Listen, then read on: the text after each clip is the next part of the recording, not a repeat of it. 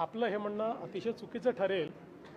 किंबहुना एक प्रकारे कालच्या प्रकरणात अभिमन्यू पवार यांच्यावर अन्याय झाला, कारण ते बोलले वेगळं आणि मी ऐकलं वेगळं। त्याच्यापूर्वी एका प्रकरणामध्ये कोणीतरी पुन्हा लाडकी बहीण योजनेवर प्रश्नचिन्ह उभं केलं होतं, म्हणून मी त्याच्यावर बोललो होतो। आणि अभिमन्यू पवार असं म्हणाले की लाडक्या बहिणींची पोरं ही अवैध दारूकडे जात आहेत। माझ्या ऐकण्यात काही वेगळं आलं आणि म्हणून मी त्या ठिकाणी म्हटलं की लाडक्या बहिणींवर तुम्ही आक्षेप घेऊ नका। त्यांनी लाडक्या बहिणींवर आक्षेप घेतला नव्हता, पण दुर्दैवाने ते मी म्हटल्यामुळे सगळ्या चॅनलनी चालवलं, अभिमन्यू पवारला झापलं। मी त्यांना बिलकुल झापलेलं नाही, माझा गैरसमज झाला होता। त्यांनी योग्य मुद्दा मांडला होता आणि विशेषतः महिलांच्या करता अवैध दारू हा एक महत्त्वाचा मुद्दा आहे।